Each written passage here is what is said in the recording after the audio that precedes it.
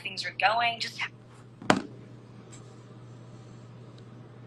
First podcast, Mental Health Unfiltered, with my Hey, boy what's up, brother? JP. What up, JP? Hey, What what's up, up, famous JP? Rich? What are you up to? Nothing in the Just hey, studio, man. Trying to get this launched, man. well, let's go, man. All we could do is do it. So, what do you want to talk about? And for the audience, sometimes I don't look happy. I know Richard wants me to smile. I'm smiling, but if we're going to talk about mental health, sometimes sometimes it's hard to smile, man. Sometimes you just don't even care, and you're going to keep that resting bitch face. So tell me, Jason, what do you think? Do you think, for men in particular, do you think men are treated fairly when it comes to getting mental health help? Mm-mm. No, but growing up, it's hard for me to even have mercy. Men aren't supposed to cry. We're not supposed to Express emotions. talk about our feelings. So, especially in my culture, now you don't get that option. There's no option for failure or for having issues.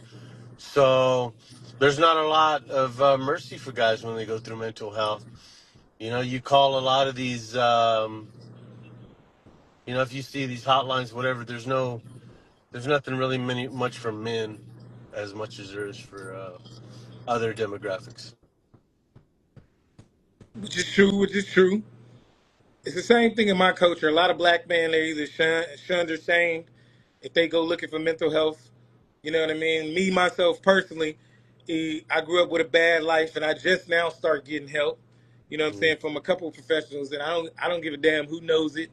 I don't care. A lot of dudes want to hide it, but I think, you know what I mean, for a culture that a lot of people want to be hard. The hardest thing that you can do is go get help. If you're Yeah, afraid to get help, then how is that being hard? You know what I you're mean? And right. and that's something that I had to learn. You know what I mean? It's And actually very liberating whenever you. For me to get to that point, I had to get to a point where I just didn't care anymore. So when people would ask how I'm doing, I'd really tell them how I'm doing. And hey, it takes skill to be real. Not everybody's ready for that. I that's remember. exactly that's one thing that the doctors that I'm working with right now. That's one thing that they say about me. They like, man, it's easy to have a breakthrough with you because you don't care about telling your story or taking accountability for some stuff that happened, and you also come up with solutions. But what I noticed I used to do a lot of times is, for a lot of other people I could come up with solutions, but when it came to my life, I couldn't come up with solutions. You know what I mean? And then a lot of bad stuff, I used to think God had a vendetta out against me Mm, until I started looking at the mm, blessings I had in my life. I like my daughters, like all my daughters, the way they're doing, you know what I'm saying? That shows right there God's love, you know what I mean? And that's a lot of things that a lot of people, they get away from God, or they start putting stuff before God. And that's one reason why a lot of them now I'm not no Bible thumper, you know what I'm saying? I'm not, you know what I mean? I don't want nobody to get the idea of I'm a preacher's son or something coming up on here, you know what I mean? I'm gonna be honest. I just found God in the last few weeks. You know what I'm saying? Like I had him, but believing in them full heartedly, I didn't. You know what I mean? I had to have a come to Jesus moment. You know what I'm saying? To actually start listening to what God's plans was me. You know what I mean? Like I'm a dude that was incapable of love for about 20 years. You know what I mean? Like I've been in a lot of situationships. I ain't gonna say I've been in no relationships, and yeah, I might have had love for women. You know what I'm saying? But I never was in love. You know what I mean? And the reason why is because I was battling with something. You know what I mean? Like, yeah. and it's crazy because when I talked to all my friends, they was like, "Man, it's crazy that you would love because I ain't never seen it." And to hear that from people that knew me for over 20 years is crazy. You know what I'm saying? Yeah. But it takes it takes you to put your pride to the side to get help, and that's what our podcast is going to focus on.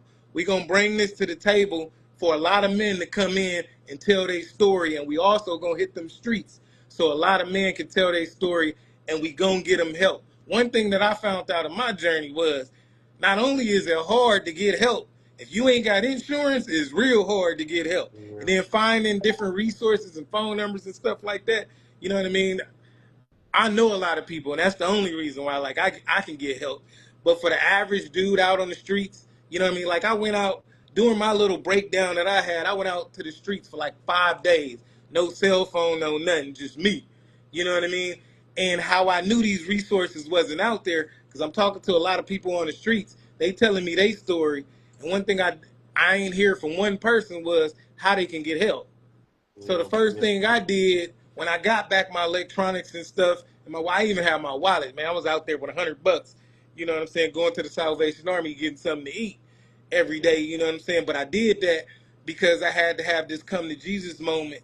You know what I mean? I had to reset my life. That's what I was doing. That's why I got rid of my electronics.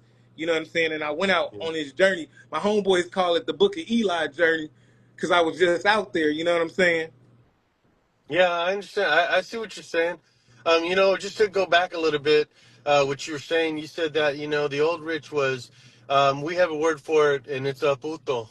And I know what that means. I'm from you're LA. being a, you're being a boots out there, but then you made a drastic change, and thank God that he got a hold of you, and we have a new rich. I honestly, I envy that because for me, I couldn't say I was like that. I didn't go from dark to light. You could probably call me a hypocrite. I No, was, the reason I why the wasn't, podcast, I wasn't all the way in, and so that's probably, but the reason why this podcast is gonna work is because I went from dark to light. You went from light to dark. You know what I'm saying? easy. Stop it, man. Let's say I That's went to something we light to figured. gray. Let's That's say I something went to we light to figured out gray, at the man. gym, right? Come on, man. That's something we I went figured out light to at the gray. gym. You know what I mean? Because you was the one Hey, in the man. church. You was the one always preaching and stuff like that. You know what I'm saying? Okay, But okay, now, okay, okay, okay. now I we can we see that. finding ourselves Okay, with the that's role fair. reversal. You know That's what I'm fair. saying? That's fair. That's Now fair. we finding ourselves with the role reversal now. You know what I'm saying? Now I'm Yeah, trying to yeah, yeah. enlighten you. There's a contrast. Yeah, there is. And you know what's good is that in the Bible there was disciples. There was men of every every Background. circumstance, Yeah, every and background. um and so that makes me feel good because I'm not saying I was like David. I mean, I'm not a murderer, but I could say I haven't been perfect. So it says that, a lot of people say that David was a man of God's own heart. And, I've heard a lot of people say, wait a minute, but he was a murderer. He was an adulterer. He was, this and that. And how can you still be a man of God's own heart? I don't understand it, but I know that I'm not perfect and I can't get my identity through Jesus Christ. And, yeah, I kind of, you could say I went from light to dark for a while, not now. I'm coming out of that storm. But yes, a lot of men, we don't talk about the storm we got going on in our eyes. We pretty much, I know my dad or my grandpa, what I've seen and what I've always been taught is as men, we work and we die. And that's it. And maybe family talks about how, they were really, a They pillar, were. but that's Key just the way it word. is. Key You word. work. They were. They Yeah, you were. work, They wait until you you die. work, and then you die. That's the Yeah. man. That maybe there's something more, but for me, I just had to say, okay, that's what I have to do. Work for my family and die, and I'm okay with that. You know what? Now that I think about it, listening to you, like one thing that my psychiatrist told me, like you were just talking about David, and that's one thing I told him. I told him the reason why like I'm so hard on my kids and I'm Yeah, trying to teach my kids not to be like me is because I figured I did so much stuff. You know what I'm saying? My trip to hell was already booked. But he said the same thing like you just said. David was a murderer and he did all this extra stuff. And my psychiatrist says it don't matter what the sin is, God forgives all. And that's what you don't see. And he was like, yeah. what you got to look at is all the stuff that you conquered. You know what I mean? But like I said, the reason why I like my journey is because my journey is going to help me. Same thing with your journey. When we hit these streets and we start talking to people, it's going to help us with those journeys because we've been through it. You know what I'm saying? Well, We've even been that, through it even all. that. I mean, selfishly, if their situation is worse than mine, then I'm going to feel better about myself. And I hate to say it, but hey, we're being candid here. I started volunteering, feeding the homeless on Saturdays, and they would encourage you to sit with them and talk to them. So I'd go on a Saturday, and they'd be having shepherd's pie or whatever stuff they made, and I would sit and talk to them, and I would feel better about myself. And I'd be like, man, here I am sad because of my situation. This guy lost everything and he's on the streets and they stole his dog. Who knows? But yeah, I can see that. And it's good to get out and get perspective because you might be able to help the next guy and point him in the right direction. You know what? You know what I used to do? Because when I was younger, and I didn't really have nowhere to stay, and I was staying at different people's houses. And one thing me and my friends used to do was we used to go to the homeless shelter so we can eat breakfast. And in LA, they give you like a list where you can go get free food around the county. And we used to go up there, and believe it or not, some of the most humble people that I ever met. This is the reason why I just did my little book of Eli, where I was on the streets for 5 days. The reason why I did that is because when I was like 17 and I went through the same thing, and I was out there, the best people that I met was homeless people. Brother, you That's don't even why, know. if you You could be notice me, entertaining an angel, man. You're out there like that in the wild. I mean, you but pretty much. see, the reason why I do that is because when I was out there, this is the reason why me as an adult, I don't complain and I don't make excuses. Because I already seen what the bottom looked like. When I took my kids to LA, I specifically took them to Skid Row to show what giving up looks like. You know what I mean? Yeah, yeah, And I told them if you end up here, it's either drugs or it's an excuse. You know what I yeah, mean? And that's why I don't make excuses. But the problem is my life has been so hard. I made it to where I have a shell around everybody, even the people I'm supposed to love. You know what I mean? Even my yeah, kids. You know what I mean? I can't love them all the way because I had a hard heart that was incapable of love. You know what I mean? Like I can honestly say only one of my kids, I when she was born, I loved her unconditionally. The other two, I had to love them conditionally, but I had to learn to love them, which sounds yeah. crazy, No, but in the no, it does sound circumstance that crazy. they was born in, that's how it was. You know what I'm No, saying? it doesn't. Yeah, it doesn't sound crazy. Whenever I figured out who Jesus was, that's when I figured out what real love was. How could I love somebody if I didn't have what I could? If I didn't, how can I give someone something that I don't have?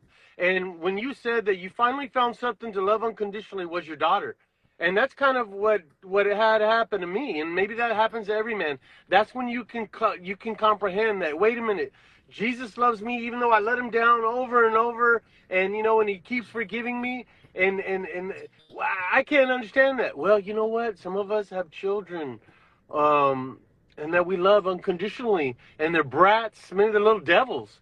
But you know what? That's your baby, and you love them, and you love them unconditionally, like a mother's love. I know whenever if I compared it to my father's love, oh my gosh, man! And I'm not saying my dad ever watches, but hey, man, when I messed up, I got spanked, dude. I got whooped. I got with an extension cord.